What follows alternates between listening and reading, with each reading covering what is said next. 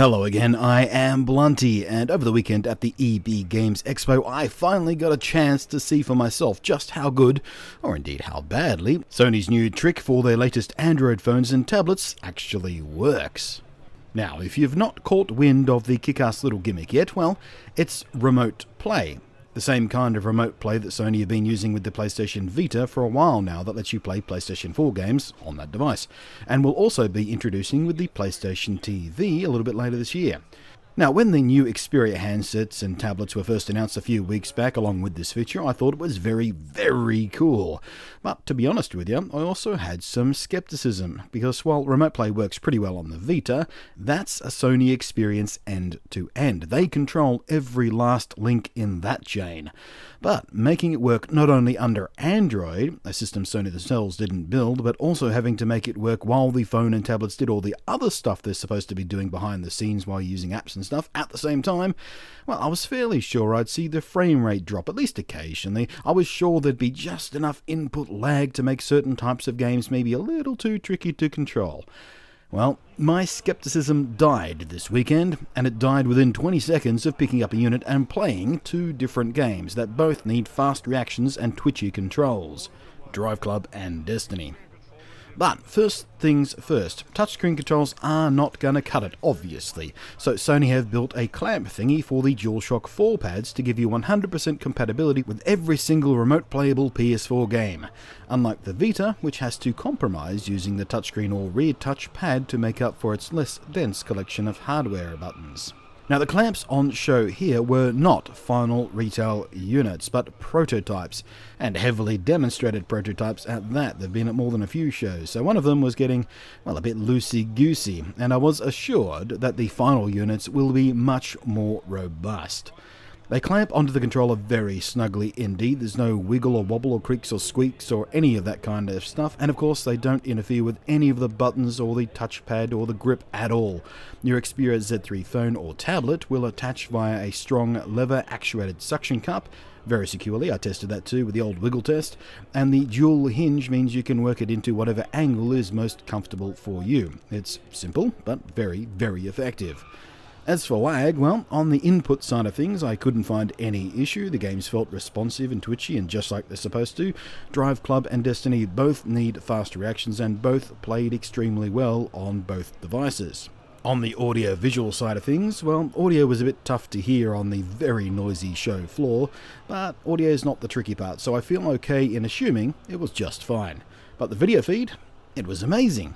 It was very, very clean. If there were any compression artifacting, I didn't spot it while playing. Text was perfectly readable at all times. Details were crisp and clean. Colors and tones all seemed perfectly accurate. But of course, most important of all, frame rate and any frame lagging would be key here. And to make it easy to see what's going on, I'll go ahead and slow this footage right down.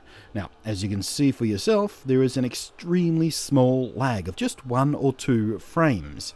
Now, if you're some kind of disappear up your own ass nitpicky D-bag, maybe you'll run with this and get all keyboard warrior pissy about it on forums or Reddit or something, but the physics of what's going on here mean that an utterly lag-free feed is just impossible, or perhaps just improbable. Either way, what I can tell you and what I will tell you from personal hands-on experience in the real world with this thing, it's utterly unnoticeable. Even trying to watch both screens at once, you know, in real time with human eyeballs and all that, you'd be hard-pressed to even notice there was a 1 or 2 frame lag going on. I took a bunch of video over the 3 days of various people playing it, and every day, in every case, the difference between what was on the TV versus what was on the Xperia screen, well, there was never more than a couple of frames difference. In fact, a lot of the time, it was only 1 frame apart. But even more impressively than that, while I was on the show floor wandering past the front of the Sony booth, getting some footage of the cars they had on display as part of the Drive Club promo stuff, I caught a really interesting chance to demonstrate live just how robust the remote play technology is. This is an app on a this is a Z3 showing the noise of the local Wi-Fi situation that's going on at the expo here. And still, we've got the girls over here playing remote play on the Xperia on a PlayStation 4 that is sitting right at the back of the booth, way back there. See that sign there? The PlayStation is just a little side room back there. And still, these guys are playing the game, and still it is running. So let's get that focus. There we go. Super smoothly, no frame rate drops. Absolutely second perfect. Blunty, stop annoying the nice girls. That, my friends, impressed me.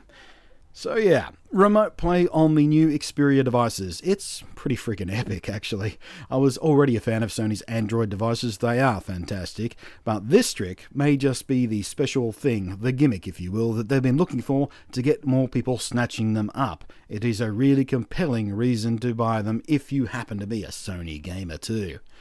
And don't hold your breath hoping this will come over to other Android handsets either. While a couple of the Sony guys I spoke to about it weren't very forthcoming when I asked, I did get the distinct impression that this is a very specific combination of extremely low latency wireless and video encoder hardware mixed with Sony's own secret sauce. And let's face it, even if it wasn't a very, very special thing built directly into the hardware of the Xperias, Sony are unlikely to give this up to other manufacturers because it gives people the reason to buy the Xperias in the first place, aren't they? It's a marketing decision right there. Anyway, thanks for watching. I am Blunty, and I will catch you next time.